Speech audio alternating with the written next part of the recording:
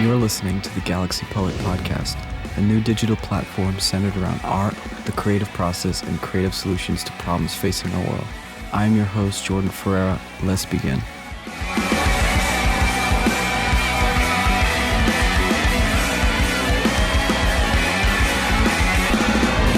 Welcome to episode 14 of the Galaxy Poet Podcast. My guest today is a very close friend, someone that I think is incredibly talented, funny, and just an all-around badass. She's the owner of the Space Salon. She's a cosplayer, and yeah, she's just generally pretty badass. So I want to welcome Linda Quach. What's up, Linda? How are you doing? I'm great. How are you? I'm good. I wanted to ask you, seeing that there's a bit of like a green light to this pandemic or like an end date perhaps in the hmm foreseeable future, like what is that like for you as a business owner, as someone who's like I'm sure been someone that's been wanting to get back into like the normal kind of swing of things and scheduling and all this stuff, like what has that been like for you? Honestly, even through the pandemic, I went into survival mode. Like the moment I knew that hit, I I just thought about okay, backup plan, um, and I think I mean it's changed a little bit, but the fact that I know our salon survived a pandemic, I feel like we can survive anything at that point. And it's almost weird to me that everything is opening back up because we literally had our grand opening um, a week before it shut down. And so we've really been only open during the pandemic, and the fact that we are thriving through the pandemic, even during the closures, I'm actually like kind of overwhelmed that it's open again, and like I'm booked out. I think almost till summertime. Um, Wow. yeah, I'm exhausted, and I'm like looking forward to like building the other staff members just to kind of help alleviate me and my business partner a little bit. But I'm just super thankful that I have an awesome clientele. They're basically family. The community's pretty tight around all of us, so I'm excited to open again. I feel like we can finally. I don't think it's going to close again, and I mean, we closed like what 3 times. Um, Yeah. so I just seeing us like go into survival mode, and we had clients that bought gift cards and anything they could try to do to help to make sure that we were able to stay open. And we also got approved for an SBA loan, like a small business loan, um, provided by the pandemic emergency. So we got lucky. We kind of stayed on top of it and very hopeful. Um, yeah, I honestly it's overwhelming and exciting. So I think I'm just taking the reins and going with it. Yeah. Wow. I mean, I'm not surprised in as far as like I know you're incredibly talented, but it's so amazing to hear that through a pandemic, like you said, that a business like a salon could stay thriving. And I think that Yeah, says that's a testament to like how cool the community is, how cool you are, like how close everyone is. That's pretty yeah, amazing. yeah, for sure. I mean, I think the whole reason why Preston and I opened the salon is because we do have a really cool community, and our clientele, like they all are pretty close with each other as well, and so their recommendations are basically a product of those group of friends, and so it is it you keep them kind of close, and you basically build this whole new relationship with every person that sits in your chair. Um, and they're not just a client in my chair, they're actually like they're my guest, they're my friend, they're my they're my peer. I don't just see them as like a typical customer. I mean, I see some of these guys like go through job changes, divorces. Their kids are growing up and hitting puberty, like it, and watching their kiddos come and talk to me about things that they're afraid to talk to their parents about. Like you watch them grow, so it's you kind of grow with them, and they keep on coming. So I'm not mad at it. Yeah.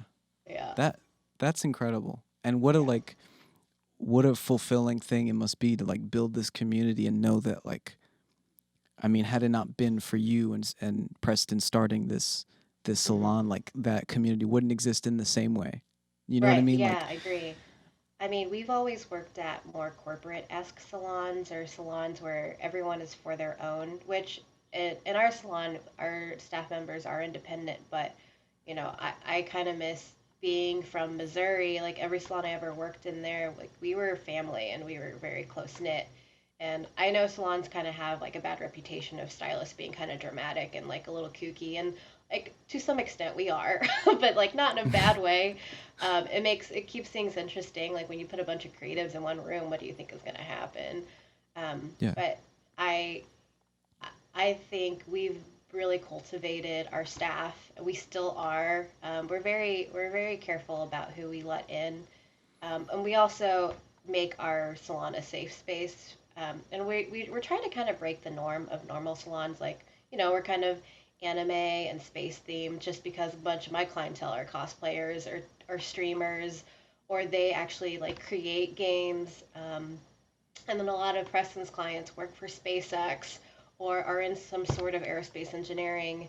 And before you know it, you're doing all of their friends and then their friends and coworkers. And we've actually picked up different avenues of people. Like, for example, I do one musician. Before I know it, I do all of the musicians that hang out with all those guys. Or it's a really cool way to build, and it really shows me that I am getting better and better at building my relationships and educating my staff on how to also build their relationships with their clientele. And I just feel like it's a lot deeper than just giving everybody pretty hair. I mean, the pretty hair is awesome, don't get me wrong, but Yeah.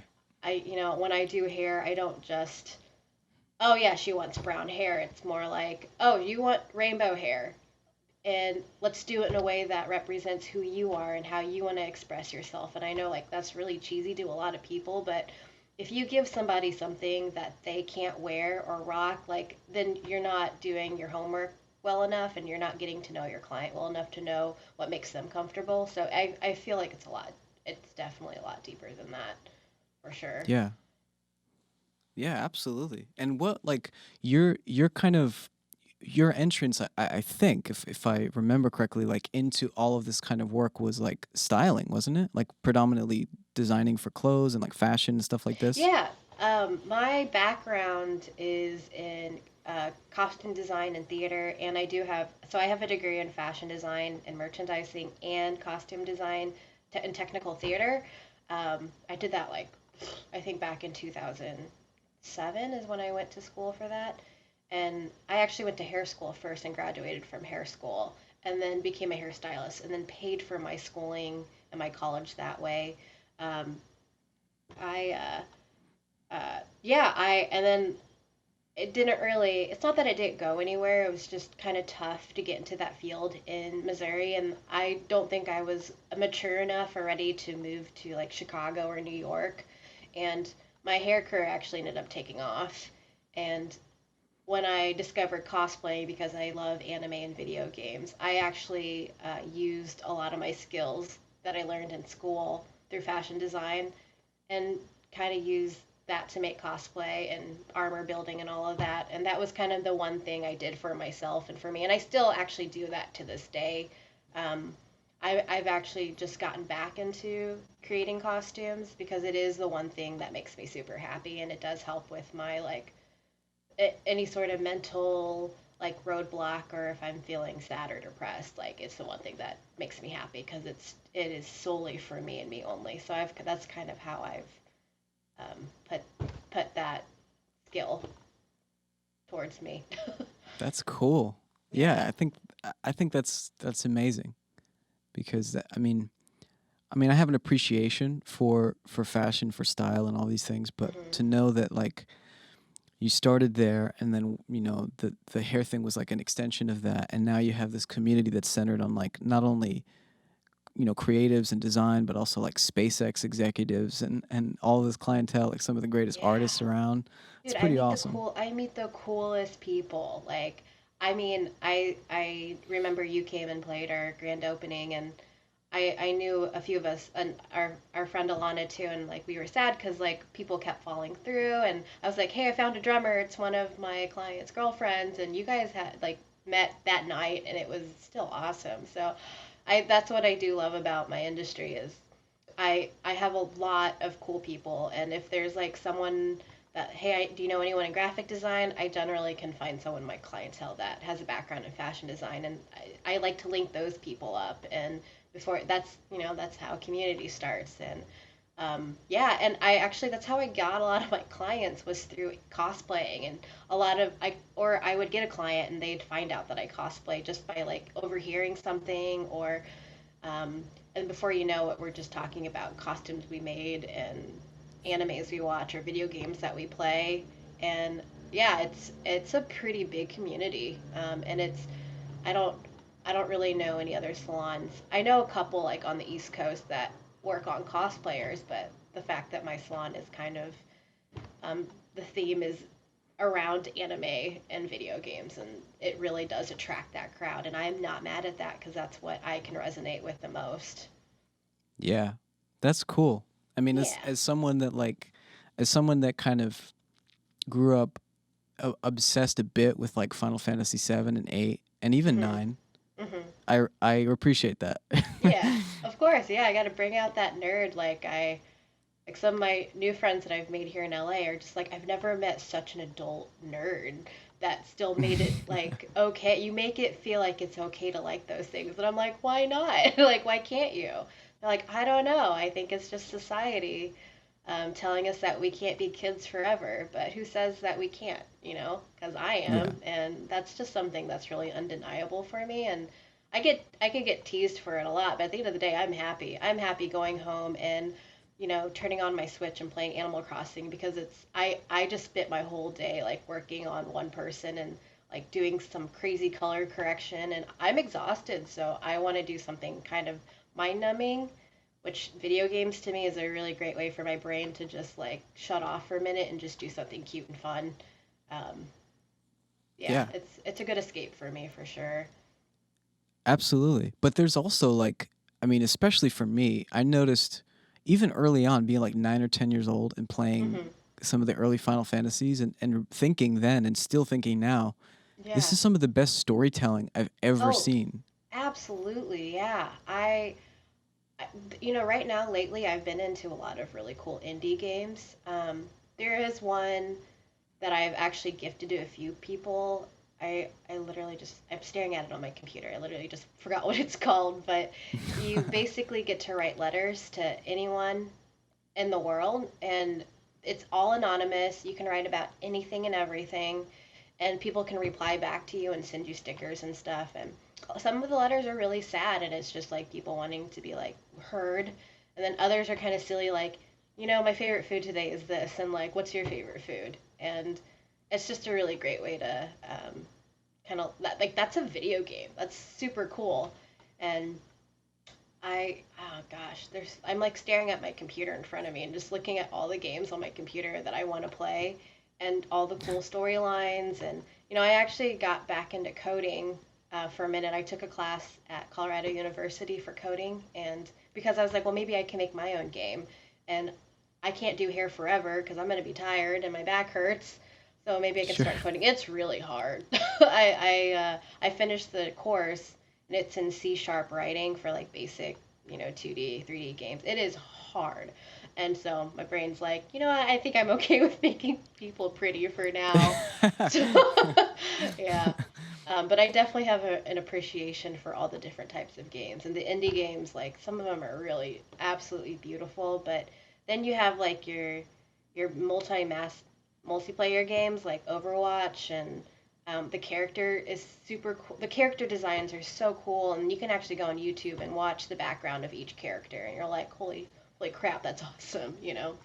Wow. Yeah. That's so cool. I mean, it's funny that you say the character design because that was another thing where I remember being very young and looking at Final Fantasy 7 and just thinking like there's no one that I've ever seen that looks like Cloud, right? Or Yeah. Sephiroth or Right. Barret or any of the main characters. And just Yeah. thinking like what universe did that come from because that I want to live Yeah. there. Like that place Yeah, is so cool. like how did they come up with all that? And I feel like now with hair, like it's so great that those go hand in hand, because I will have people bring in pictures of like an anime character and be like, make me look like this. And I'm like, Wow. oh, okay.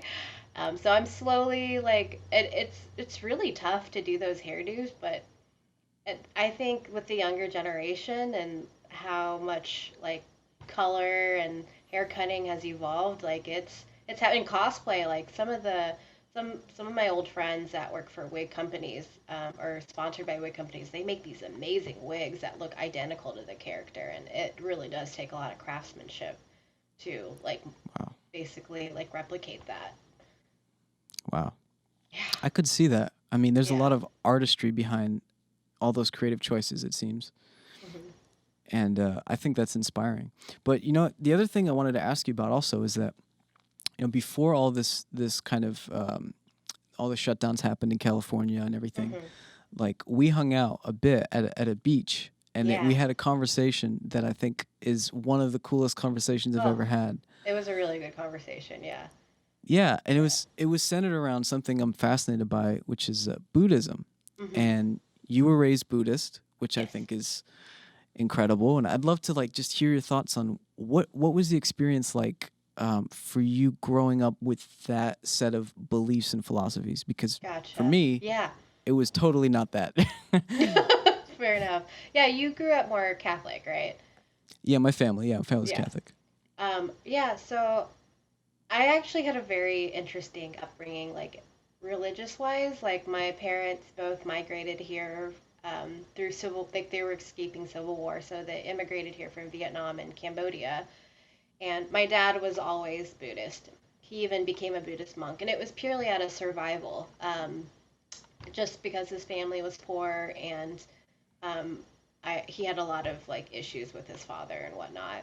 And so I do remember him telling me how he joined a monastery at a young age through Buddhism, and he actually I feel like he learns a lot. And my dad's a very like quiet and very stoic guy, and he's always telling me like just do the right thing, the universe will give back to you. And like I do remember always seeing him give back and helping, helping the needy, or just really he has a lot of compassion for people, and he doesn't ask for anything in return. He does it because he wants to, and I just think that's a really cool way to live, and he's always been a wonderful dad to me. So when they moved and had me and my little brother, we lived in a predominantly like white racist neighborhood in Missouri, unfortunately. So we weren't very accepted. Um, and my mom, I remember just for the first few years, like I think my brother was just born, but for the first few years after he was born, my mom actually was approached by a Mormon. I don't know, somebody that was Mormon, and they spoke Cambodian to my mom. And you don't find people that speak Cambodian in Missouri, like ever. Like Sure. that's a very like interesting language to find someone else that speaks that. There's not really a big community, a Cambodian community in Kansas City. So my mom was like, "What the heck?" And so that guy talked my mom into putting me, my brother, and her, and coming to their Mormon church. And I don't know a lot about Mormon ideals. I just know like I love Buddhist ideals. I think I'm like borderline agnostic, almost atheist. And the reason why I don't want to be like don't feel like I'm atheist is because I do love learning about different religions, and I do relate closely to Buddhism. But I'm not like intense like my dad is. But I love the ideals, and I actually have my own personal journey about Buddhism, and um, I and I'll go into that in a minute. But I remember, yeah, being at the Mormon church with my mom. My dad thought it was weird, and he's like, "You guys do whatever you want. I'm gonna stay home on Sundays." But my mom mostly, my mom mostly did it so that we would be socialized. My brother and I didn't have any friends, and like that was the first time I felt like my mom, my brother, and I were like accepted by any sort of community in Missouri. And I remember, being in class and like they were teaching us about the Holy Ghost and certain things, and like I was really confused about all of it, and it kind of scared me. Right. So I just remember a lot of it not making a lot of sense to me, like personally. And then my neighbor also had like a Christian like church group that across the street, and me and my brother were invited to that too because she just wanted to include the kids with her friends, and like their ideals were very similar but different enough. And I remember bringing my Mormon book to the Christian group and being like, "Look, you guys kind of talk about the same thing." And then they were like, we don't really believe in these ideals." And like, all I can remember was they were very friendly and good people, and the people at the Mormon church were super friendly and good people. And it was so weird to me to hear them both be like, I'm like, why not? It's almost the same teachings. It's just taught differently. So I just remember being confused about religion as a kid. And then my dad never really mentioned Buddhism to me. He would just be like, we had Buddha statues all over the house, and he would always pray to them, and he would always ask me things like, what are you thankful for, and like what was something that good that you did today, and um, this is something that I did today that I'm proud of, and you know, he's just like he would always point to his head a lot, like a lot of the good things you do need to stay up there, like you don't have to, don't force people, like they'll find their way, blah blah blah.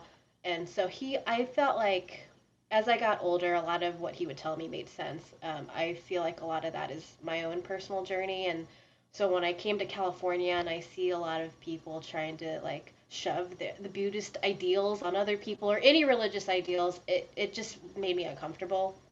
And I'm Right. like, I almost feel like a lot of people run to religion as like a comfort for them, and I totally respect it and I think that's cool. But for me, like my spirituality, I'm also an incredibly logical person too. So I Right. try to be like, if I don't see it and it's not right in front of me, like, is it real? But there is like a a bit of spirituality inside of me that's like that goes against my grain a little bit, but that I can't ignore it. Where I'm like, okay, things happen for a reason, or there's got to be a logical explanation for that. But I feel like it does that make sense a little bit? Like, um, Yeah. uh, as I was kind of reigniting kind of the Buddhist ideals, I went on a solo trip to Japan a couple years ago when I was kind of going through a lot at the time. I was going through a lot of transition, and so I was like, I just gotta leave the country. So I went to Japan. It was incredibly liberating, and I remember going to a bunch of temples out there, and I think they are mostly Buddhist temples, but it didn't say directly if it was Buddhist. But it was really cool getting the pamphlet and each the writing and the stamp for each of the temples, and in the writing was just something so simple and so small. And um, each temple, there were only a handful of monks that lived there at the time and practice, and it was just an ideal at each temple, and it was so simple and so good. I wish I could remember some of them, but I saved all of them, and I was like, okay, this is cool. Like, I people live by these sayings, and they're all just like mostly just don't be a crap person. And Yeah. if it feels right, it feels right. Yeah, and I just feel like Buddhism is so personal, and I will only really talk about it if somebody wants to have a discussion with me about it. Otherwise, I always feel strange being like, "Well, I believe this and this is why." And Right. I've heard people be really aggressive about their religion to other people, like, "Well, you're wrong." And like, this is stupid and blah blah blah. And I'm just like, whoa, like that's not gonna Yeah. make that person want to follow your religion. And like, I No. know you're excited about it and you want to be around people that live that way, but I just don't think that's how that works. And so I kind of feel like it's a little oxymoronic Yeah. how some religions are. Like, God isn't supposed to be, if he's real or not, he's not supposed to be. Like, I don't think he's this tyrant. And I feel like there's many gods within all of us. But yeah, I've always seen it as, I've just realized it's more of a personal thing with me. Um, and I'm more than happy to share what I think and my ideals. And I like to save little quotes that I live by, or like sometimes I'll have like little mini epiphanies, like, oh my gosh, and it ties in a lot with my mental health too. Like just like one that I just learned recently, for example, is when you do something for somebody, you do it because you care about them or you love them or they're just something special for that you just want to do it for them, and you shouldn't have like you don't want to be the I don't want to be that person that later on, if they wrong me, be like, well, I did this for you. I feel like Right. that's just throwing it back in their face. Like, I always have to remind myself, like, I did it because I cared about them. Am I going to use this against them later? Because I don't think that's fair. So Right. just little things like that I'll think about, and I'll write it. I have a journal that I write it down in, and then I'll start practicing that. Like, do it for them because you actually want to. And if you don't want to do it for them, don't do it for them. Like, Yeah. don't sacrifice. I've learned to not sacrifice my mental health because I tend to do that and help somebody else, um, especially if that person really needs it. And I just have to be transparent with them like, hey, I'm in a really tough spot right now and I wish I can help you, but I literally have no capacity to help you right now. But let me help redirect you to something, or just kind of learning boundaries right now. And yeah, it's there's so much. There's so much in my brain I could tell you. Boundaries are important, and it's not always a popular conversation, but No, it's not. It's hard. right. I think that's the one thing I struggle with, and one thing that's kind of saved me mentally in the last year, actually the last few years, is like going to therapy. Yeah. Therapy's been pretty wonderful for me, and having a non-biased person that doesn't know anyone in your life and can really give you the professional help you need. Because like I'm a pretty anxious person, and I definitely have depression, and that's a very common thing for our generation too, especially with all the stuff that we're going through right now. It's I think I do appreciate that the next generation is really cultivating mental health. And I've learned with the pandemic, like I don't want to work myself to death anymore. Like I'm done doing that. So Right. boundaries. I make sure to give myself 2 3 days off a week, which a couple years ago that would have been unheard of for me. I'm like, no, I need to work harder. But my work actually suffers if I overwork or if I don't get enough sleep. Um, I am actually more creative and more happy if I give myself more time off and I don't feel guilty about it at all. Yeah. That's beautifully said. And Yeah, it's thank you. something I think, yeah, I think people are slowly learning that that's the case now, because I guess when they're put in a situation where they're forced to sort of reevaluate their priorities, like it's the only logical conclusion to come Hmm. to. Like, Yeah, oh, it's not worth working myself to death when something like a pandemic hits and, you're in survival mode. And it's yeah, like, you know, you have to cover your bases, like your minimum bases, food, rent, and all these things. And then after that, it's like, maybe working 20 hours a day isn't the best thing, you know? yeah. That I agree. Yeah, I think society has made us think like you need to work hard. If you don't work hard enough, you're lazy. But here I am working 80 hours a week and running myself ragged, and I'm absolutely miserable. Like I don't understand. Like now I'm back to working a normal 20 to 30 hours a week. I still like set myself up to make sure that I am working enough, but I also think taking breaks and days off are just as important, and I owe it to myself and the people in my chair. Like they don't want to come, like they don't want to see me come in like with no sleep, and I'm like, oh, it's been 40 hours, and I've been there, and they're just like, are you okay? I feel guilty that I even like have an appointment with you. Like that's Right. not fair to them. So that was just something I really needed to shift a little bit, and I still kind of have that issue now because I am trying to squeeze a lot of people in my schedule because we're backed up. But I'm also like being super honest with them. Like I really want to get you in this week, but like I don't want to. I usually when you tell them like I don't want to rush your service and I don't want to rush your color. Like I want it to be very beautiful. Yeah, of um, course. I can recommend you to one of my other staff members, or you can wait. Like I'm really sorry. Yeah. Yeah, Yeah. I mean, I think they respect that, and they know yeah, how great your work is. So yeah. You'd be I think surprised. they understand. People get pretty Oh, pushy. that's Yeah, true.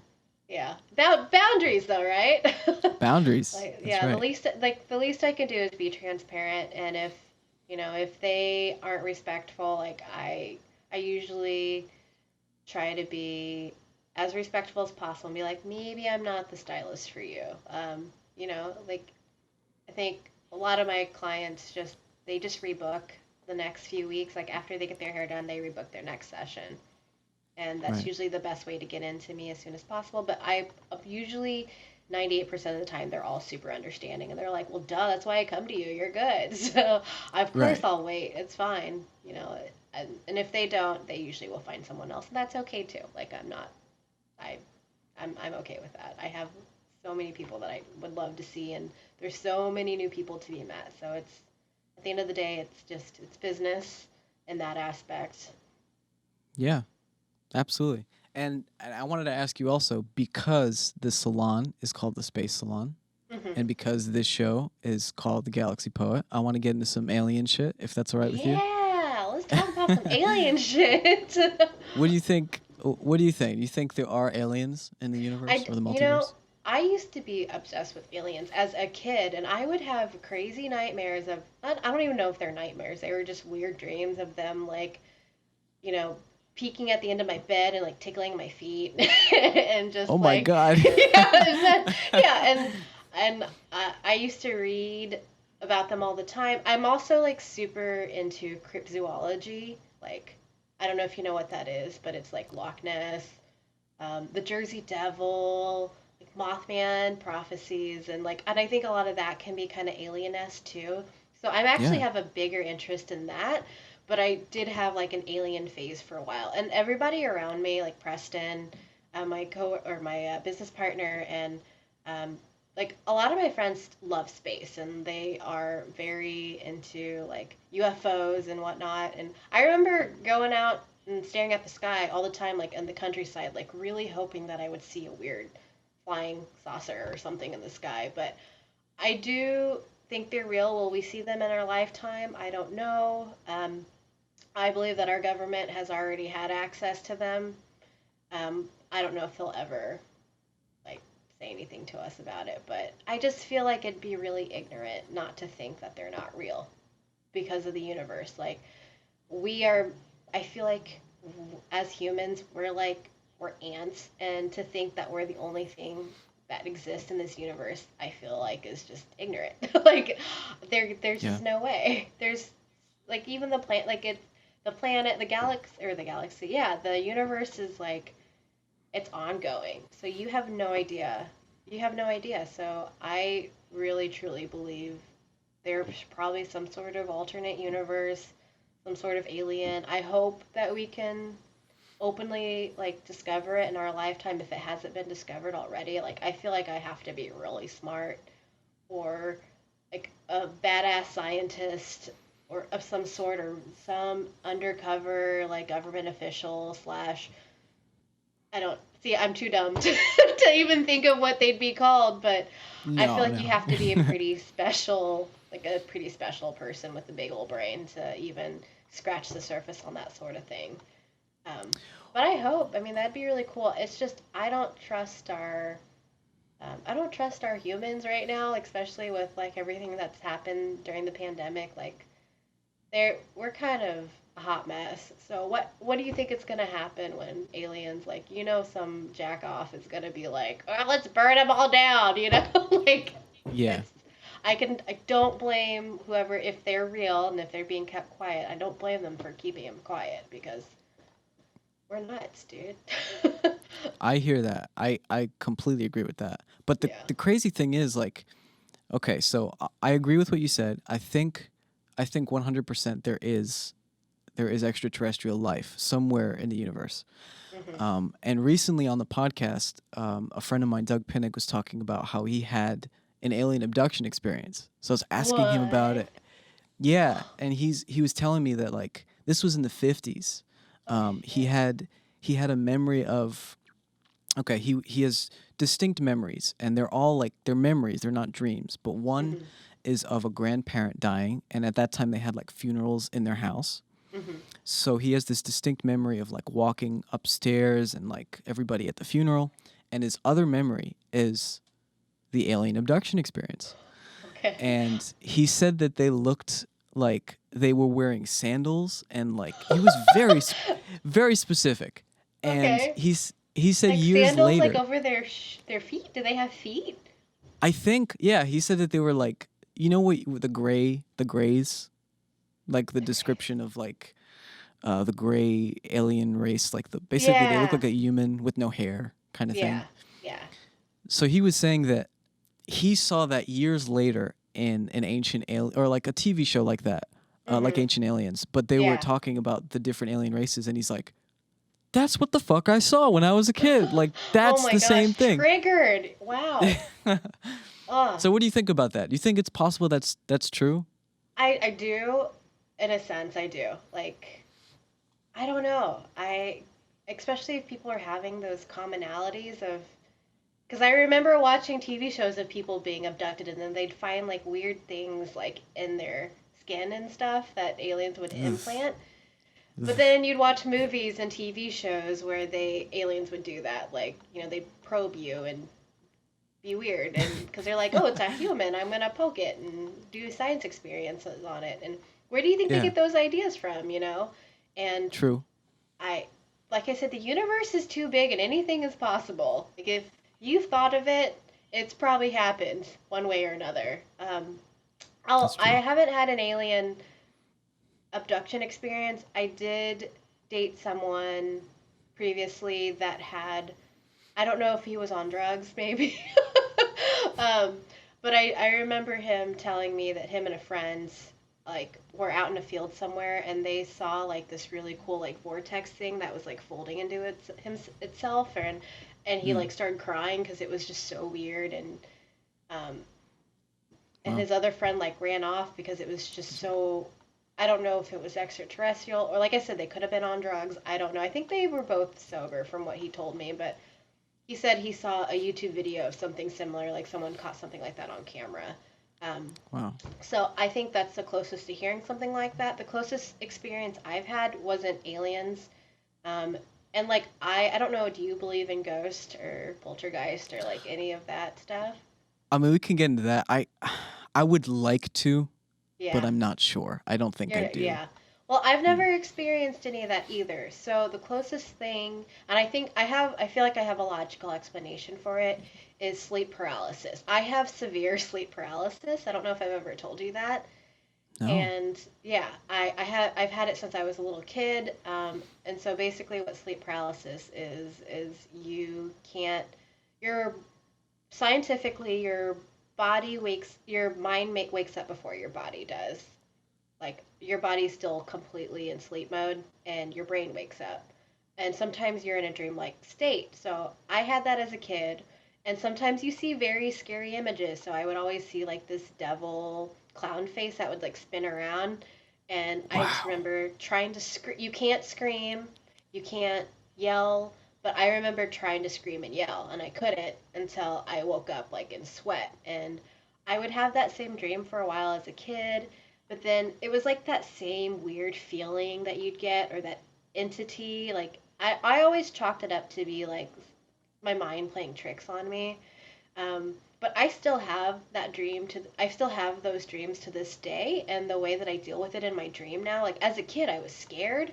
And as I Right. got older, I like talked to someone in my dream. I'm just like, would you stop fucking with me? Like, but I still don't, yeah, I still don't believe in ghosts or any of that because I've never actually experienced it personally, but that's like the closest thing to experiencing something kind of otherworldly, is my sleep paralysis. And I always am like, do I get it because I'm stressed out at the moment? Or, but I mean, I just had it maybe like probably a couple weeks ago. And like sometimes it seems like I'm floating above my body and I can see myself sleeping.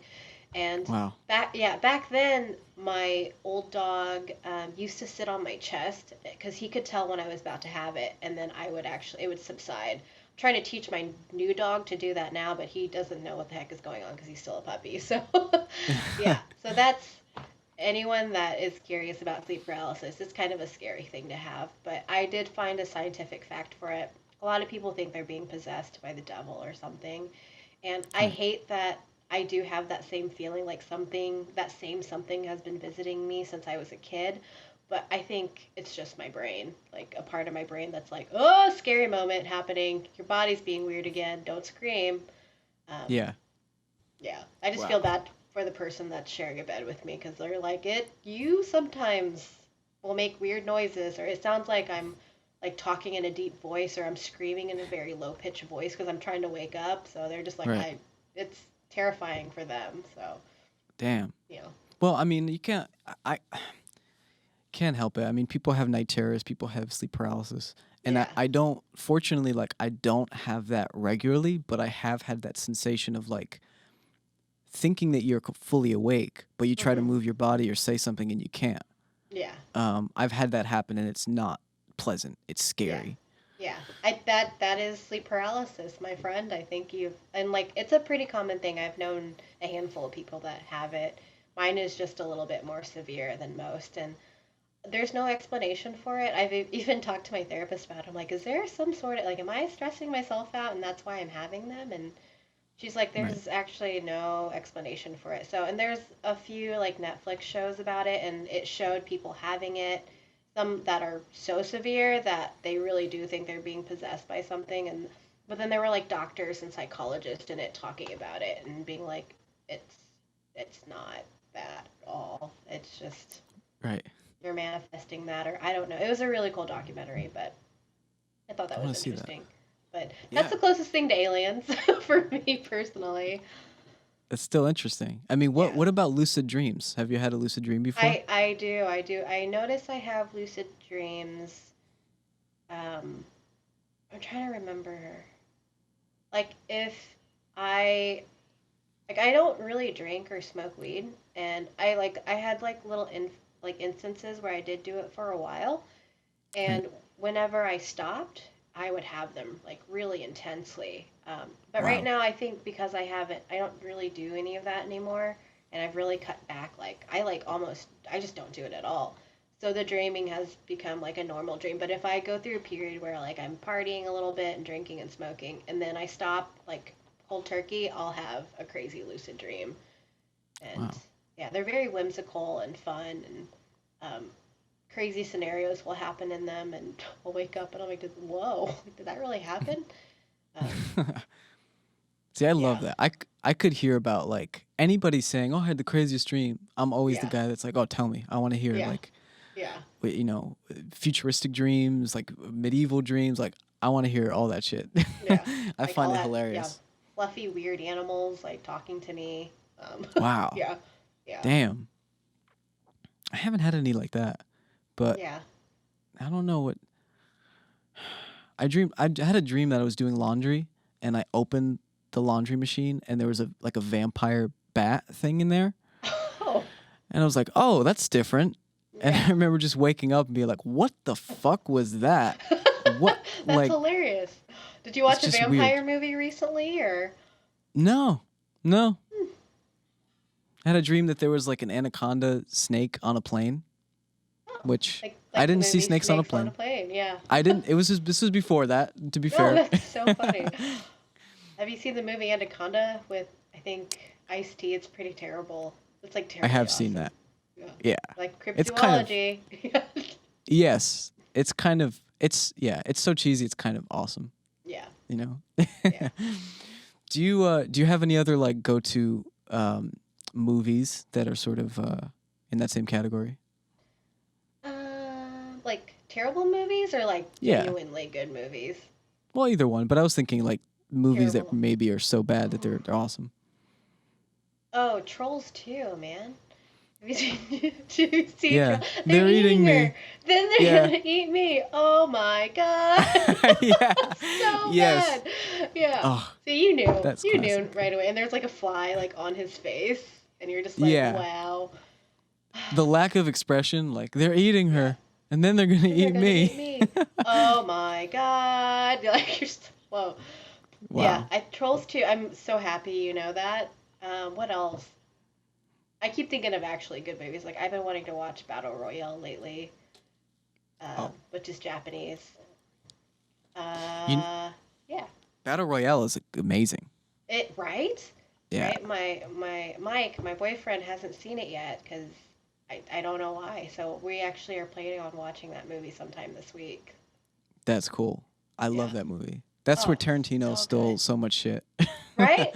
Also, Hunger Games. It came out 10 years before like the book Hunger Games was even written. So I'm just like, Yeah. yeah, She straight up stole it. I mean, I love that trilogy, but yeah, it's the it's same premise. fantastic, but it's just not as brutal and awesome as Battle Royale. There's another movie that I don't know if you're a big anime. You are. I know you love some anime, but there is a show called Evangelion, Neon Genesis Evangelion, and I've heard of it. this. I haven't seen it. Oh, it's so good. There's a movie, Pacific Rim, completely Yes. rips off Evangelion, like 100%. Evangelion's been Wow. around for a while. Like I think I could be wrong. I think like late 80s, early 90s, maybe even sooner than that. But Pacific Rim came out in 2000, and it literally just copies the heck out of that movie. It's actually a great movie. I love Pacific Rim, but when I was watching it, I'm like, I need to go back and watch Evangelion because it's just not that good. Like, so it's really Wow. interesting to see like concepts be recycled, and I get it, but like give him a little bit of credit, maybe. I don't know. Yeah. And that Yeah. director Guillermo del Toro, he's a master. I mean, he did Yeah, like Pan's I Labyrinth. love. Yeah, Pan's Labyrinth is actually my favorite movie, and Wow. I forgot that Guillermo del Toro. I think that's why I loved it so much because he. I'm glad that you brought him up because I've actually been like nostalgic about Guillermo del Toro just in general. Like I don't know if you went to his. He had a museum, Del Toro Museum, Yes. here in LA. Did you go? I went, dude. It was Oh, I amazing. went twice. So all of the things in there were previously in his house, and like I Yeah. feel like I'm one of the only people in the world that like I love insects and bugs and like spiders, and like everyone I know like hates spiders or terrified of insects, but I actually love them, and I think they're cool. I actually want to start collecting like moths, uh like they're really pretty big. I just think moths are way cooler than butterflies, so I want to start collecting different species of moths. And I found out Guillermo del Toro, a lot of his movies are based off of insects in his dreams. And Wow. if you go through the museum, you just can see a lot of that evolving from like the way he writes his panels like in his notebooks, and I just thought that was super cool. And like Hellboy, I know there's some sort of insect and that one, the Devil's Backbone, like Yeah. I love his inspirations, like the little fairies in Pan's Labyrinth, and like Yes. the creepy like guy with the The hands, like the eyeballs in his fawn, hands. right? Yeah, yeah, the Yeah. fawn's amazing. I want to get that tattooed like on my back someday. That movie's beautiful, cinematography beautiful, very dark, but oh my gosh, like that movie makes like gives me the chills. But he's excellent, excellent. Oh, did you see Shape of Water too? Yeah. I love Yeah. that. I never thought I'd be like not turned on by a merman, but like I just A was merman. so I was so envious of their love that I'm just like, Yeah. that's kind of hot. Yeah, like It was sweet. Yeah, it yeah, was sweet. yeah. That It was moment where he's very like, endearing. yeah, I was just gonna say that moment where he's alone in the cinema and he's watching the movie, Hmm. right? The merman, Yeah. and I think the actress Sally Hawkins, she finds him and he's like alone, just like watching the film. Like that was Hmm. That was was pretty it's great. sweet. It's sweet. It's so sweet. Yeah. Yeah, Yeah. but I gotta say that fucking fawn. Like when I went to the museum exhibit, I stared at that thing for like at least 20 minutes, just Yeah, looking it's at so this six cool. foot. Yeah, Yeah, this six he's foot so tall. fawn. I forgot that he was that tall, and like all the detail that goes into all of his characters is just really impressive. Like there were a couple of his movies that flopped and were just like not great, but it was they were still beautiful, and I still appreciated them. I'm just like, okay, come on, Guillermo del Toro. That was bad, Yeah, but the movies are just very aesthetically pleasing for sure. yeah. What was that movie? He made it a few. He made it a few years ago. It was like that actor from Thor, Tom Oh, Hiddleston. yeah, that's the one I'm talking about, and then it was like very incestuous. Yeah, there was like an incest thing going on, Yeah. um, I can't remember but what I it's called. I can't remember either. Something. God, I forget. But that film, like, yes, I agree with you. Like, It not was one of my terrible. favorites from him. It was terrible, but it was beautiful. It was beautiful to look at, right? Yeah, Like yeah, the colors and set design, yeah, and yeah, also the mother, that creepy like black ghost thing with the yeah, veil. yeah. She was awesome. Genius. Yeah, I just storyline, but Yeah. beautiful movie. I just remember staring at it and I'm like, that's gorgeous. Why are they making out? Aren't they related? Like, why is she crying? Like, And the Yeah. acting wasn't that great, but I was like, at least the movie looks good, and like the Yeah. coloring and everything in it is very thoughtfully done. You could tell he kind of maybe focused more on making that because he's like, oh, I have famous actors, it's fine. I'm just gonna make the movie pretty. Don't worry Yeah. about the storyline. Like, Yeah. Fuck the yeah, story. Just. yeah. Look how pretty it is. Yeah. Would you ever consider directing or doing anything like that? um, you know, I don't know if I would be a good director because I think I'm so indecisive. I'd be like, wait, do it over here. Wait, no, hold on. I think I would do like I would love to be involved in like a short film, Yeah. or some sort of like animated short. As I think as long as it's something short and small, but if it's like a long drawn out movie, it's gonna be a terrible movie. I'll be like, just end it. I don't want to do this anymore. Just end it. I do enjoy writing a lot. I love writing. And I feel like if I wanted to get creative, I would write. But I don't know, directing. I think I'm good at writing. I'm good at styling. Like I can style a set. I can think of because I have a background in design and theater, so I feel like I'm good at finding like Game of Thrones, for example. I was really interested in the costume design, like all of the fur coats and stuff are rugs from IKEA, but you would never know by the way they cut it out and stylized it and Yeah. that sort. But directing, I don't know if I'd be good at directing. I've never thought about it honestly. I think you could do it because you got the Yeah, style, you got the all the elements of the creativity, the that's community true. thing, you know. But Yeah. speaking of that, there's being a fan of film like you Hmm. are, like I am. There's a great scene that I wanted to show you because I think it kind of expresses what's possible with cinema when you're Hmm. so talented, you know. Hmm. So I think, Rob, if we could cue up that clip for Linda, Oh, yeah. it's pretty great. Oh, that's it. Where's the music? Oh my goodness. What is happening? I'm not even mad at it. I love how Wow. believable it is. That's intense.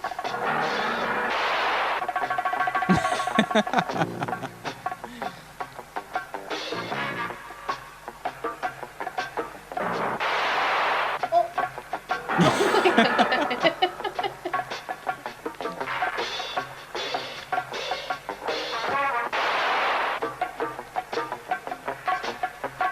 It's so stupid. I can't. I love it so much. I just wanted to wait till he fired the gun.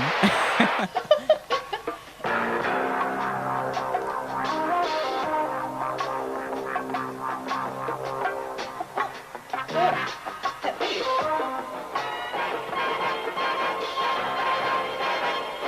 Oh my god. Okay, number one, That's a rip. the 70s porn music is on par. Like, that was beautiful.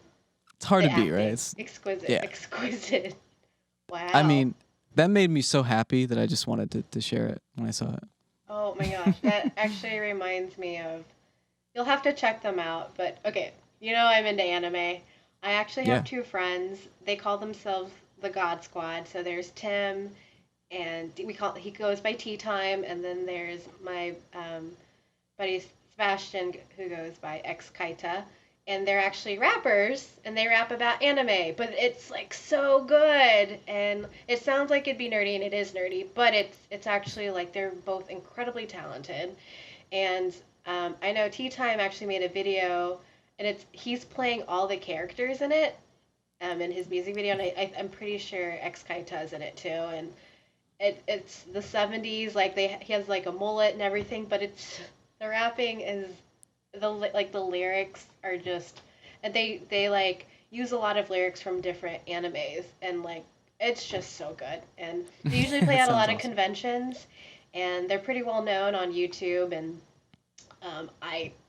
that's what it made me think of. It's so cheesy and fun, and I'll have to show it to you sometime. But it's pretty awesome. I love to see it. It sounds Yeah, amazing. yeah, yeah. But just yeah, that I hope you appreciate that filmmaking thing because Oh, I it was. I I enjoyed feel like I can do anything at that point. I it. mean, oh, that was. That was better than watching. What's that movie with Oh hello doggy. What's the Hello, artist? doggy.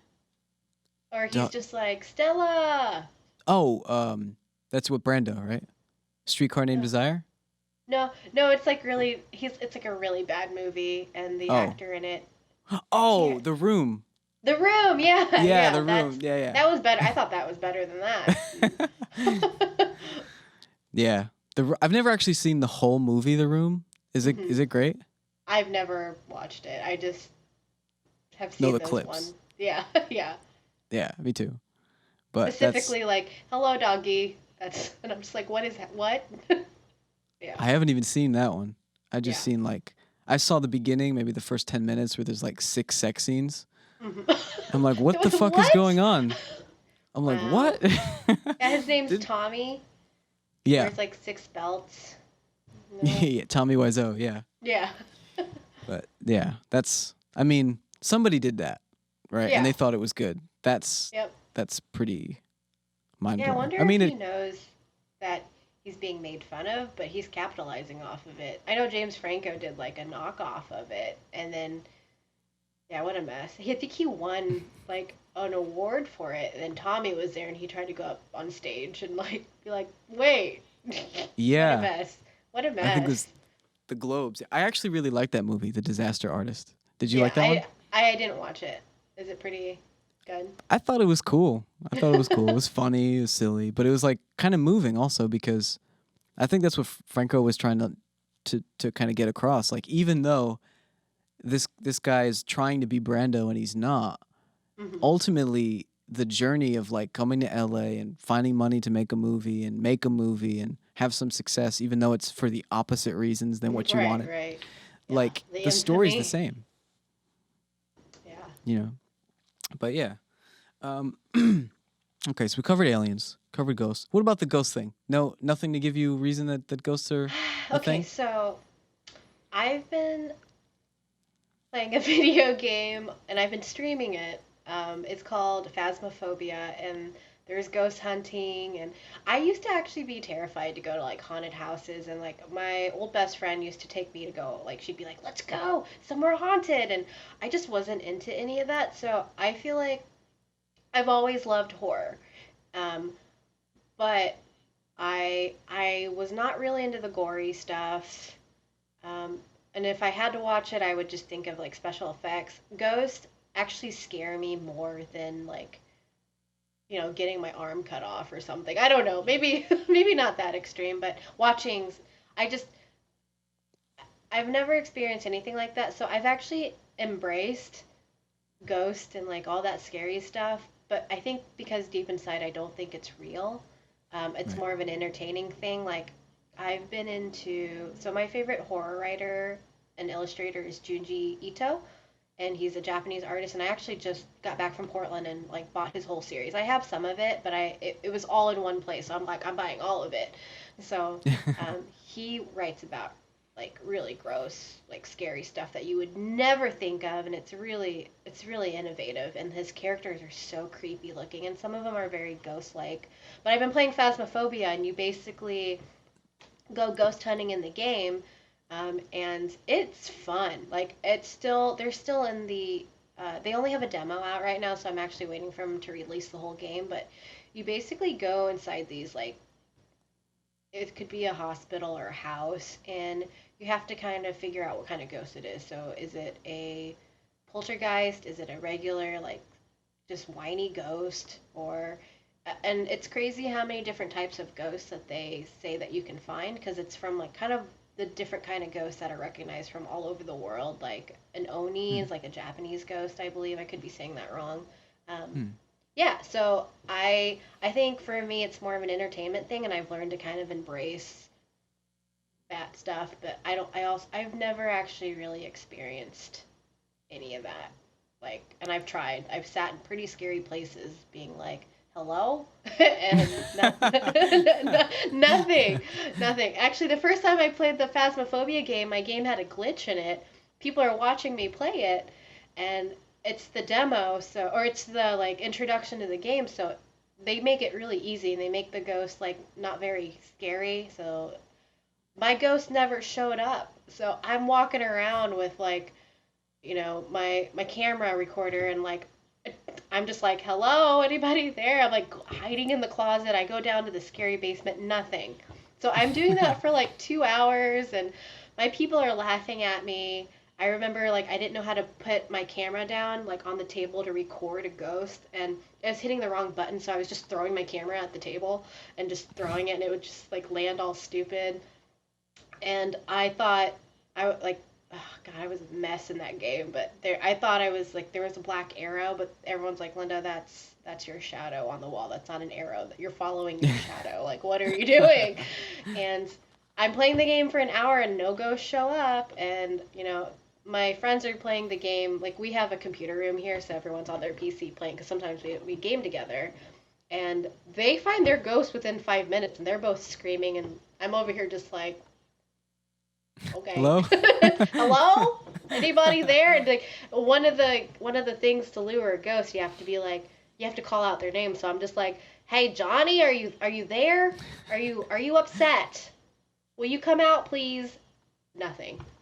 And I then could see how that'd be scary though in the game. yeah, Cause yeah, yeah. and it I went back to look at my like there's like a little car outside of the whatever building you're in and you go in the car and it tells you on the board like what kind of ghost we're looking for and it said like it had none and so somebody was like I think your game has a glitch in it so I don't think you ever had a ghost I think you need to restart the game so basically I was playing for nothing but it made for good entertainment for sure so I played it again, and I actually like one of the ghosts like killed me. Like Oh, I'm playing with the yeah I'm playing with like a group of people, and I just like disappear in the game, and I like you see someone's hands like go over your eyes, and it's so much fun. I actually want to play it again soon. You should play it with me sometime. It's pretty I- scary. I'd love Um, to actually. yeah, I know yeah. we played Donkey Kong before, and Yes, that didn't yes. that didn't Oh end my well for gosh, me. my gaming collection, my console collection has grown exponentially, and now we have one, two, three, four, five, six, seven. We have like 8 computers in this house, just in case friends want to come over and play on a Damn, PC. And I, yeah, that's we are pretty hardcore gamers that's here. legit. Yeah, I love it. But yeah. you mentioned you mentioned your favorite horror writer, and I'm wondering like, are you a fan of like Haruki Murakami or any of that like Japanese Yes. surrealist Oh, stuff? I love Haruki. He's the one that does. Isn't he an artist that does all of? Or am I thinking of Takashi? Haruki's Um, the writer, the Japanese writer. what does he write? I've heard that name. What does he He write? he wrote Kafka on the Shore, Wind Up Bird Chronicle, um, 1Q84. I He's actually like haven't read any of those. I should though, because I've heard that name. I think if I mean I'm not sure what the other writer that you mentioned. I'm not sure what his work is like, but for whatever reason, like I'm fascinated by Japanese literature. Like Oh, I'm you would so love it. I want You to would read it, love it. man. Yeah, he writes. He has three famous ones. Uzumaki, which is based off of someone seeing spirals everywhere to the point where they just go psycho. Gyo is about stinky fish people. And then Huh. Tomi, which I have Tomi like tattooed on my arm. Hold on, see if I can get her on here. Nope. That's Whoa. cool. Yeah, so she's tattooed on my arm there. I'm not, yeah. Anyway, she's That's tattooed on cool. my arm, and she's just some crazy girl that is very manipulative and she just keeps multiplying and showing up and basically tantalizing this artist and he becomes obsessed she makes men obsessed with her um Wow. yeah and but he also has a bunch of what I like about him is he does a lot of like little short stories because I have a very short attention span and it's actually been tough for me to read books more recently and so his stories are. I've been into collections of short stories, whether it be horror or literature of any sort. So it's just a quick like 4 or 5 pages, and it's just those small stories are so powerful and like they're so fucked up, and you're just like I'll give you one for example. It's like it resonates with me, and it's like not your typical horror, but it's about this sister that has this kid they like live in the attic of a guy that just deep fries food Like that's his restaurant. His two kids live upstairs, but there's so much grease. She gets out. She actually goes out and she's fine, but her brother just stays in his room and just plays video games all day. And he just gets so many pimples on his face from the grease. And like so his face is like covered in pimples and like I just remember by the end of it he's like smashing his face so that all of his pimples will pop and like squeeze out at her. And that's the horror. I know your face. And that's Wow. like the horror story. And I'm just like, that is absolutely disgusting and horrifying. I need to read the next one. Yeah, what like that's I Who mean thinks of that's that? yes, that is not unlike my experience with like Haruki Murakami where Yeah. I'll read his book and I love it, but there's some dark moments where I'm like if there was an author in America that tried to publish this shit, they'd be Oh. like it'd be Oh. over for them. Yeah. Like I forget. Yeah, I forget that. We're very sensitive here. but And yeah. yeah, it's not in a way like mentally we're sensitive here. And I've always been like, I like to desensitize myself, and I still do that to this day about certain things, and it helps me get more comfortable with a topic or an idea, and it makes it less taboo for me. Right. And because of that, I think that's helping me be more open minded, even if it's something kind of fucked up. But there is a fine line. Like, I'll never be okay with like pedophilia or, um, you know what I mean? But if Yeah, of it's course. like, I don't know, a kid with a bunch of pimples on his face and squeezing him to like terrorize his sister, like, Right. my brain has never thought of something like that. And you're like, that's disgusting. Can I read another one? Yeah. Yeah. Yeah. Like my brain, like it just never even thought of something like that. Um, yeah, no, I know what you mean about an author being totally like banned here because they wrote something of that sort. Yeah. Yeah. Even like Old Boy. Have you seen the Korean film Old Boy? Yes. Oh my gosh, so good. And that movie fucked me up too. Something about incest, like What is it with like the the Japanese great and yeah, yeah. Yeah. specifically, they like to write about incest. Like, I'll watch an anime. Like, there's one called Vampire Night, and it's a very beautiful anime. And I will sit there and, put 2 seasons, which 2 seasons I think is about 25 episodes a piece. And each episode is anywhere between 25 minutes to an hour long. Wow. And then at the very end, it's like you follow the love story of these two characters, and then you find out they're brother and sister, and you're just like, what the fuck? Like, You're literally, like the now guy's I'm like, invested. What the fuck, yeah, guys? Like yeah, what do come I do? on. And then I remember reading another manga about, these lovers that get reincarnated as siblings, but they still remember their Wow. past life. Yeah. And I'm just Wow. like, who the fuck thinks of this stuff? So there's definitely fetishes over there of like brother and sister love, and yeah, I it's guess not for me I guess personally. yeah, I guess that explains it. Like culturally there are just a different set of like fetishes that are then turned into art that just aren't here. Maybe Yeah. that's what it is, you Yeah, know? very taboo here. People are very not okay with that. But it's weird, it's strange whenever someone here, I don't know if it's a stereotype, they're like, "Oh, it's the Japanese, of course." Like, I'm not surprised. They're weird. You know what I mean? Like they're already Yeah. like, "Oh, that's how they are." Like I get Yeah. that a lot. And I'm like, "Really?" Like, okay. And because I've S- read so much of it, I'm just like not surprised by it either, I guess. But it's Yeah. generally from that culture that they kind of. But then you think about America and incest, and it's like, oh, that's my cousin. Oh, like, Yeah, it's a joke, right? Like yeah, it's a different type of like theme. Here, it's they assume like the stereotype is, oh, you, they're cousins. Oh boy. yeah. I see that a lot and I think it's like and also what about the ratio between like violence versus sex in America? Like Yeah. in America, it's totally okay to show somebody shooting someone's brains out, Mhm. but like God forbid you show a sex scene, right? Yeah. Because A like nipple. Oh no. yeah, God forbid there's a fucking nipple on daytime television, but Mhm. you can show somebody like gunning down 20 or 30 people, which is Yeah. fucking ridiculous. Yeah. Um, Yeah. it's ridiculous. But It is. I agree. but yeah, I would just say like the thing is that makes Japanese artists like whatever it is that make them create the art that they do. I think it's some of the best art that's been made. Yeah, and I think that's why it's still popular to this day. Like, I think they just have their niche and manga artist, Japanese anime artist. It's great because even in the U.S., they're starting to accept more like American artists here too.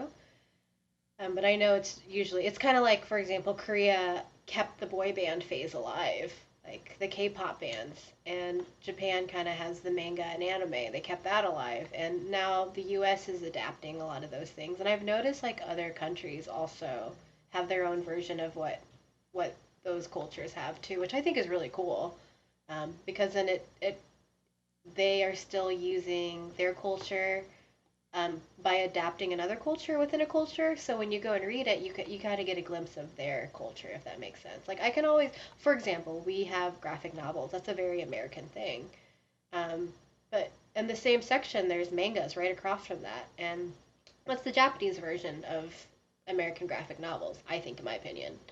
So I've always seen that as more comic books are also definitely more an Americanized thing, and I I've I want to see Japan. I think I've seen them do like comic books, and I don't know if I've ever seen them do. I'm sure there's a graphic novel in Japan, or where they write in that style. Like a manga, you read from left to right, top to bottom, whereas in a graphic novel, you read left to right, top to bottom. Speaking of manga, I thought it'd be appropriate to show you this really phenomenal clip of a martial artist. He's a very talented martial artist, and yeah, just wanted to get your thoughts on it. So we're just Yeah. gonna cue that up. I hope you like pain. Oh. Eddie! Eddie! Eddie! Eddie! Oh no! You okay? That's me. No, I'm good. That's me trying to do martial arts. Oh, This is, this of guy. course- This guy. Oh no. No, I'm okay. Poor guy. The funny thing Relatable. about that, it is relatable. Relatable. But the funny thing about that to me is that even after falling on his face, he still tries to like impress with the nunchuck after. Yeah. I mean, That's commitment. that is commitment. And I'm sure you know this about me, but I am an incredibly clumsy person. Like, incredibly. Like, it is beyond me that I work with sharp objects every day on people. No, but yeah, I've actually taken some martial arts, and I'm not the most graceful person in the world, but I feel like I should. I know there's like drunken kung fu, and I'm like, can I like use my clumsiness as a way to like do some sort of martial art, I guess? Yes, Yeah. there is. Wow. There is. Uh, Yeah, I feel like this could probably go on for another 3.5, 4 hours. it really could. But We I can know just you're talk busy. about just silly stuff. Like, you want to talk about butts? I don't know. Yes, absolutely. Okay. But I think this is a good place to end this one on. But I would Okay, perfect. I would love to have you back on. This was amazing. This all was so the time. fun. I'll talk about anything. Like, I can make a conversation. I'm a hairstylist. Like, what do you think I do all day? Yeah. Yeah. That People that are would be coming back awesome. to me for a reason, right? Yeah. Yes, Awesome. absolutely. But yeah, thank you for doing this. I hope you had fun. I had a blast. Thanks. I hope to talk to you soon. I hope to see you soon. Awesome. Yes. Yeah. Absolutely. Thanks. Thanks for Awesome. having me. Yeah, of course, of course.